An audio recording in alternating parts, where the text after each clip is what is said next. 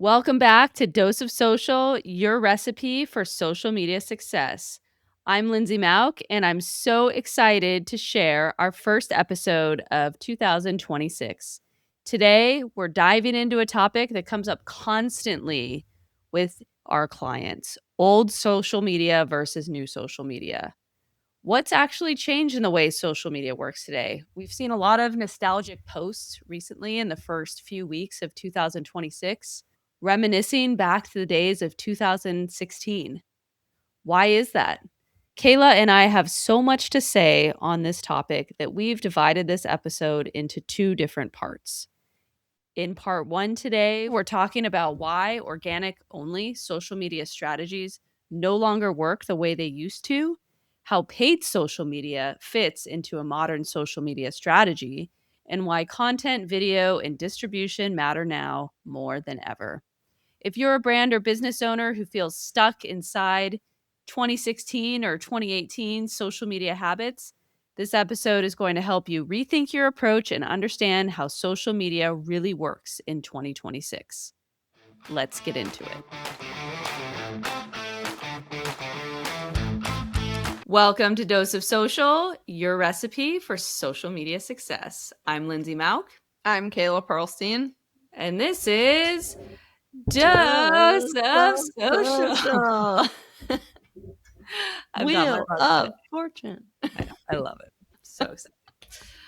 All right. So today's episode is one that I'm really excited to kind of deep dive into with you, Kayla, because it's something that you and I talk about all the time, like the good old days of social media. So really excited to talk today about this concept of old social versus new social, and what exactly that means, and what you as a brand or a creator or a business owner or aspiring business owner needs to know in 2026.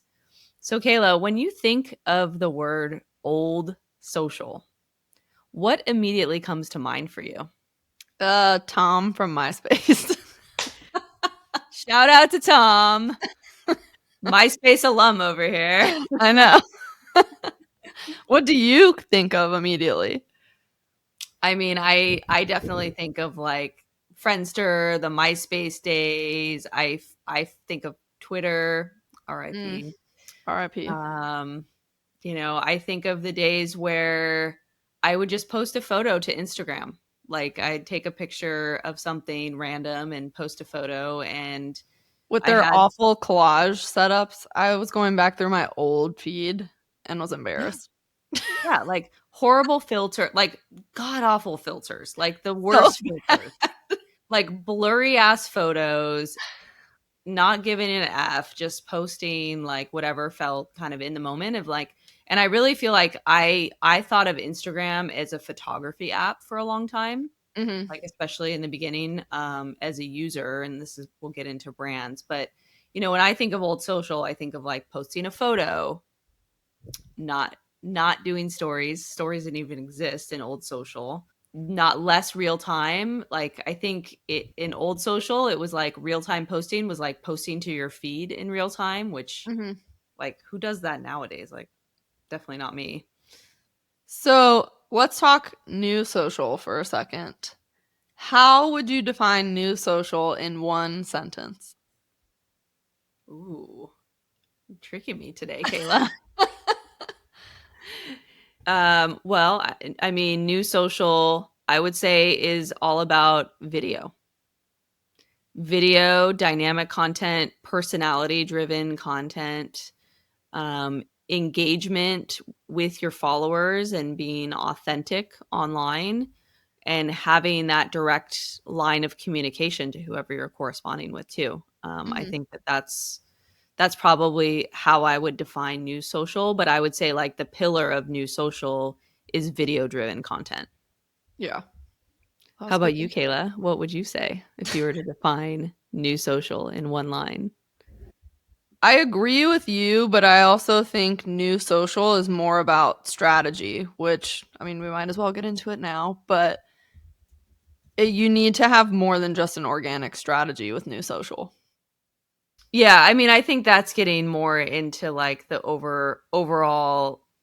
approach for new social versus old social. I would say, like, just if you're looking at something at a glance, like the biggest difference I would say would be photos versus more like reels driven, real time posting Hmm. content. Yeah.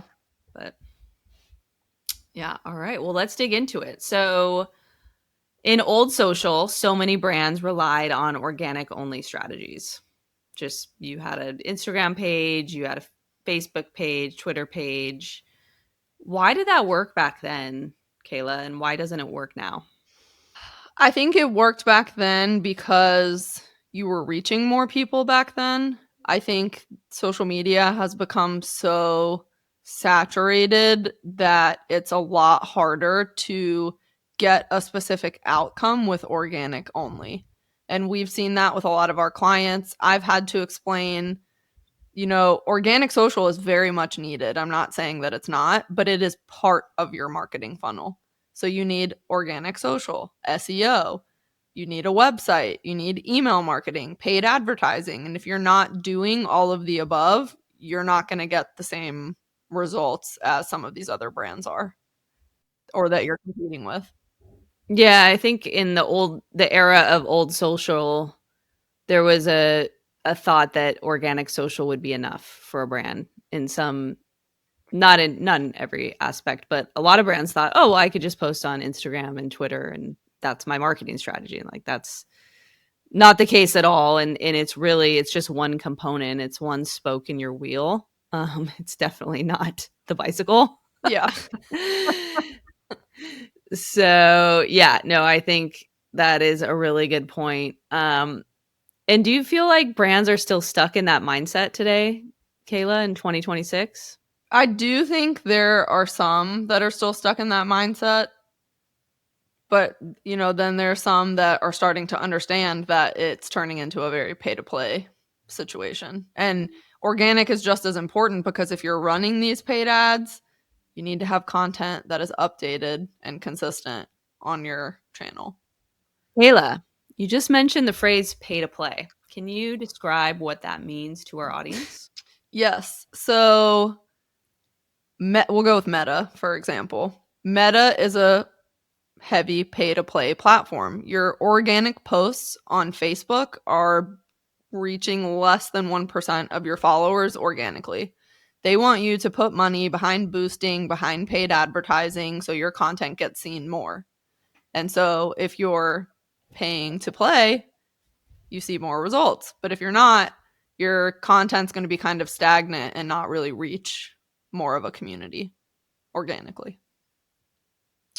Yeah, no, that's very true. And I think that having a paid strategy as part of your organic content strategy is important too, like layering on top of that. So, Kayla, what's the biggest misconception that brands have about organic reach right now in today's new social era? I think the biggest misconception is that people think that it works. Now, I'm not knocking anybody's brand or business, and I'm sure, everyone should feel really great about what they do and make a big thing about everything. But just because you're posting and saying shop now, link in bio, doesn't mean that people are going to shop now, link in bio. So you need some type of paid ad strategy to commingle with your organic strategy. So let's get into it, Lindsay. Let's do it. So why is paid media no longer optional for brands on social? Oh gosh. Yeah, I mean, paid media has to be a part of your marketing strategy going forward. Honestly, I'm surprised when I hear of any brands that are not doing paid media now on social because it is a must do. It's not a nice to have anymore. It's a must have if you want to build your brand and grow, especially if you're starting a brand from scratch. So, for brands on social, there's a couple different ways that you look at paid advertising. So, one is if you're an e-commerce or direct to consumer brand, you're running ads specifically to drive sales for your business, right? You want to drive traffic to your website, you want to drive sales. But on top of that, there is an important layer, which is layering on some sort of top of funnel paid strategy. And that's where we like to, what I say, marry organic and paid social together. So, what I mean by that is we love to take all of the great organic social media content that our clients are creating and increase their reach through paid advertising. So that's a different type of campaign than a campaign that you're looking to build for sales or conversion. So that type of campaign, the objective of the goal of what we're trying to do is we're trying to build engagement. So if we're boosting a client's reel, like maybe Kayla had a client that posted a great reel on Instagram organically. So we'll put that reel into an engagement campaign with the objective of getting more video views. So we want it to be seen by more people. So we'll layer on that type of engagement campaign just essentially to shine a spotlight on all of the great content that the organic social media team is producing, because that is a really important piece in the puzzle, right? Because that's going to help bring awareness to the brand. Maybe someone then looks at the Instagram profile. Then at some point, our conversion and our sales ads start to take over where, okay, yeah, this person has now gone to our website. They've gone to our Instagram profile. Now are deeper into the funnel. Ads start to kick in with the consideration phase and the conversion phase, obviously, which is what we all want, is for someone to purchase. And then down at the bottom of the funnel, we have, our loyalty. So like, how do we encourage retention and repeat purchases of whatever product or service our clients are offering? So it's a bit of a long-winded answer, but So what would you suggest with paid social media now being more of something you need to do rather than something that's nice to have? What would you suggest for a small business that might not have the budget for paid? Or maybe they don't understand what all goes into a paid budget. yeah, so the first thing that I would ask a business that isn't sure about what to spend on social is I'd want to understand a little bit more about their business and their service offering or their product offering and what their goals are. Let's say it's a local sandwich shop in my neighborhood, okay? And their goal is obviously they want foot traffic. They want more people to come in and purchase sandwiches and whatnot. So from an advertising perspective, I'm located in Hermosa Beach, California. Um, I may want to do an engagement post just to get more video views on their content. But when I do that, I'm not necessarily going to just post it to everywhere in the US because that doesn't help them in any way. But I can run an engagement ad that's targeted within a certain mile radius of their shop, right? So, and for that, on a budget perspective, I think there's a misconception. I think that brands think, oh, I have to spend hundreds and thousands and ten thousands of dollars a month in advertising. And yes, I mean, again, it just depends on your business size and your goals, but very simply to get started, I always tell brands just spend $5 a day on engagement. Just do that. It's going to make such a big difference if you do it correctly. Now, obviously, I would recommend that you spend more than that. But if it's someone who's really just dipping their toes in the water with layering a paid social strategy on their organic content, that's something that I would recommend. Another strategy would be take a $20 a day budget and run it for 10 days. So that's a budget of $200. And then you can see the difference. And then you can also measure how everything performed when you were running the ads at $20 a day and how they were performing when you stopped those ads. And I know you and I have talked before, but what is the length of time somebody should run an ad for? Because I've heard time and time again that people don't want to run ads because, well, I spent $150 on an ad and it didn't bring anything in for me, so I don't want to do it again.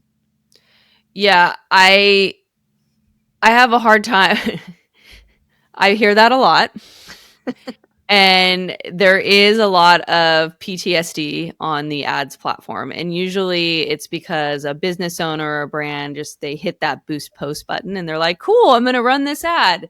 And they're doing it either maybe it's on Instagram, they're doing it on their phone. There's a very basic level of knowledge of how to go through the platform. And I know that Meta has its self-service tools that make it very simple for a business owner to go through those processes. But um, from my perspective, running a boost post campaign, which is Meta's self-service platform that's easy to create, is essentially like lighting your money on fire because it just doesn't perform. It's like spray and play, and it doesn't have the level of sophistication in targeting that you can get by programming through Ads Manager on the Meta Business Suite. So when I hear someone say, I've spent $150 on ads and they haven't worked, like my first thing is, well, you only ran one campaign and that's not enough budget to say that something didn't work. And you have to be methodical about it.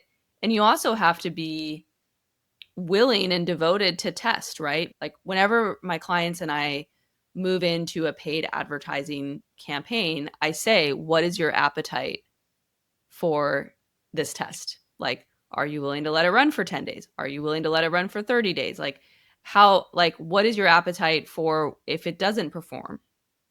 Like, are you just going to be like, oh my gosh, it didn't perform, turn it off? Or are you going to be like, okay, let's try something else. Let's try a new audience. Because more times than not, it takes multiple iterations of going through campaigns and testing different creative and different audiences and different budgets before you get something that works. And, a budget of $150 is just not enough to have any sort of statistical significance of whether or not something's successful or not. Yeah, that's a really good point.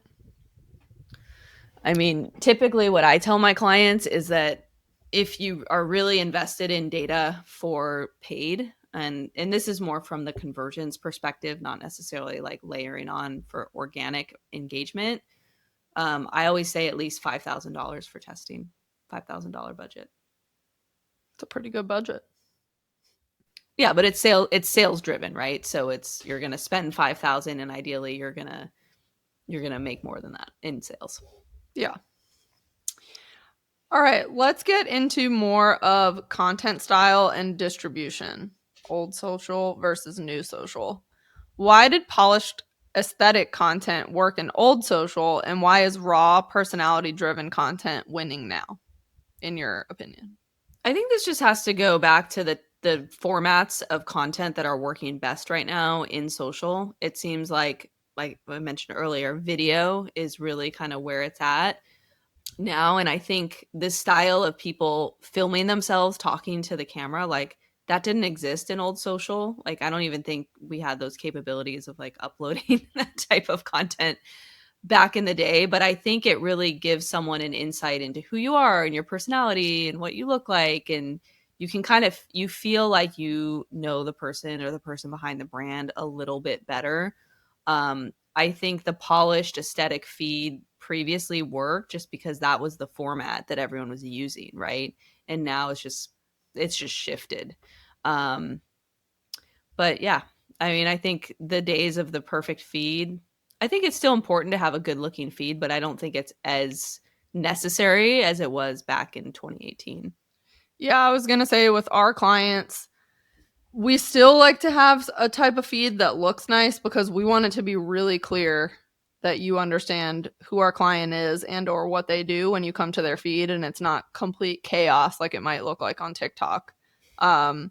We've also seen, to your point on video, with founder content, the founder content typically performs a lot better because people want to make that connection with a real person, not a stock photo, not a video of nature with words on it. They want to connect with a person, and that's usually what ends up helping to lead them to make a decision, whether it's purchasing something or downloading something or whatever it might be. Yeah, no, definitely.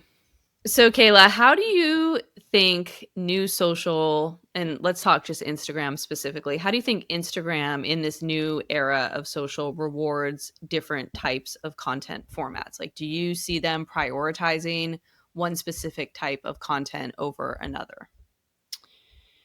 Instagram, well, Instagram wants you to use a lot of the tools within Instagram, such as the Edits app for Reels. So usually they'll reward content that works within tools within their platform. But as much as video is king right now, they want you to diversify your content. So reels, carousels are performing really well right now too. You can also add music to static posts or carousel posts, which helps also put them on the discovery feed as a reel because there's music behind it. So I would say there's different ways that things can be rewarded, but I would continue to test to see what works best for your brand or business because for whatever reason, a reel might not do as well as a carousel. It just kind of depends. Yeah, and I'm seeing a lot of carousels too with words on them, so it's a journey through the carousel, so it's like, here are the top 10 things I've learned this past year about recording a podcast, right? Or something like that. And then you Mhm. slide through and then it's a picture, but then it's like some sort of storytelling element in the Right. carousel. So I would even call those like storytelling carousels. And Yeah. now you can have up to 20 pieces of content, whether it's photos or videos within the carousel. And I've seen those go viral now. Whereas Mhm. before I wasn't seeing that as much. I mean, right now gift guides are all over Instagram with it being the holiday season. And I've seen a lot of that too. Like here are my top gifts for kids under 10 years old. And it's just like flip through, like see Yeah. everything.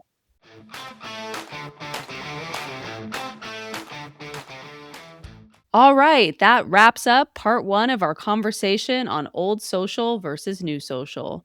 We covered how social media has shifted from organic only to pay to play, why content strategy matters more than ever, and how brands need to rethink what success actually looks like today. In part two of new social versus old social, we're going deeper into growth, algorithms, community building, and what actually drives reach and engagement in today's social media landscape. Make sure you listen to get the full picture. Thanks for listening to Dose of Social. See you in the next episode.